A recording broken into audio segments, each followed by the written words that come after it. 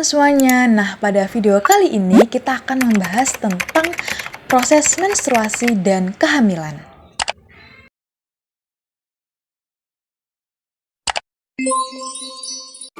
Nah, pada gambar pertama menjelaskan siklus menstruasi pada perempuan yang terdiri dari beberapa perubahan hormonal, perubahan suhu tubuh, dan perubahan lapisan endometrium dalam rahim selama siklus 28 hari rata-ratanya. Pada bagian atas, yaitu proses perkembangan folikel terjadi di ovarium. Recurrent follicle, folikel mulai berkembang. Itu ada maturing follicle, folikel matang. Selanjutnya ada ovulation, ovulasi terjadi sekitar hari ke-14 di mana sel telur dilepaskan. Selanjutnya ada corpus luteum, folikel yang pecah membentuk corpus luteum. Kemudian ada degenerates si luteum, corpus luteum mulai mengalami degenerasi jika tidak ada pembuahan. Suhu tubuh basal, suhu tubuh basal sedikit meningkat setelah ovulasi disebabkan oleh hormon progesteron. Kemudian kembali turun menjelang proses menstruasi.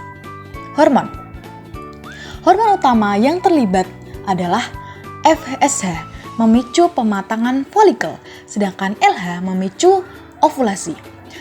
Estrogen meningkatkan selama fase folikular untuk menebalkan endometrium, sedangkan progesteron meningkatkan pada fase lutea untuk mempersiapkan rahim jika terjadi pembuahan. Nah, kemudian ada fase siklus. Yang pertama adalah fase folikular, hari pertama hingga ke-14, dimulai dengan menstruasi. Folikel berkembang di ovarium dan estrogen meningkat. Ovulasi terjadi pada akhir fase ini. Kemudian ada fase lutea, hari ke-15 sampai ke-28. Corpus luteum menghasilkan progesteron untuk mempersiapkan rahim. Jika tidak ada pembuahan, kadar hormon turun dan menstruasi dimulai lagi. Histologi endometrium. Lapisan endometrium menebal selama fase folikular dan lutea. Lapisan ini meluruh selama menstruasi hari pertama hingga 5. Nah, pada gambar berikut ini menunjukkan siklus menstruasi yang merupakan proses fisiologis bulanan pada wanita. Siklus ini terdiri dari beberapa fase yang berhubungan dengan perubahan hormon dan ovulasi. Yang pertama yaitu ada fase menstruasi.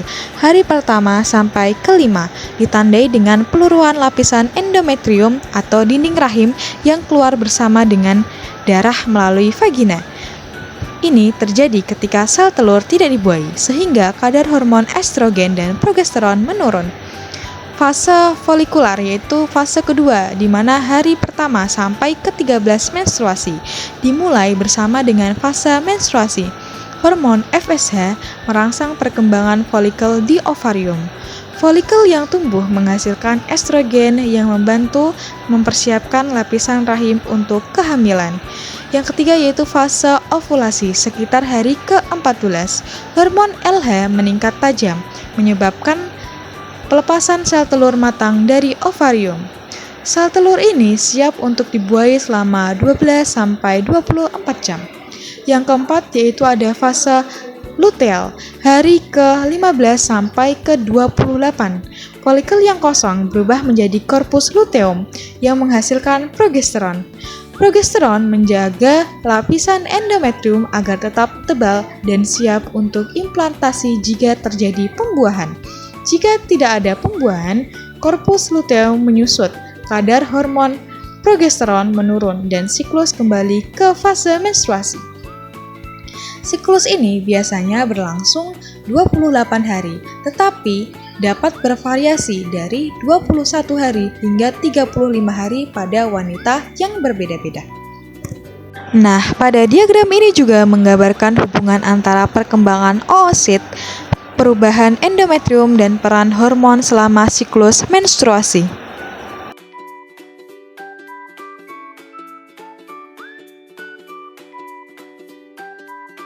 Nah, pada gambar ini menggambarkan perkembangan janin manusia selama kehamilan dari minggu ke minggu, mulai dari minggu ke-3 hingga minggu ke-41. Berikut adalah penjelasan setiap tahap. Minggu ke-3, proses pembuahan telah terjadi dan zigot mulai membelah menjadi banyak sel.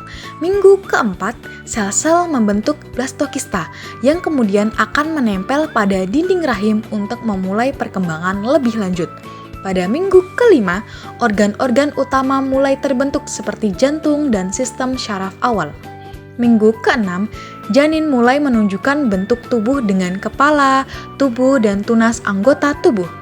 Minggu ketujuh, tunas, tangan, dan kaki mulai berkembang dan fitur wajah mulai terbentuk. Pada minggu ke-8 sampai ke-10, semua organ utama mulai terbentuk dan janin mulai bergerak meskipun gerakan ini belum dapat dirasakan ibu. Minggu ke-11 sampai ke-13, janin tumbuh lebih besar. Detail seperti jari-jari dan alat kelamin mulai terlihat. Minggu ke-14 sampai 18, perkembangan lebih lanjut terjadi pada sistem syaraf otot.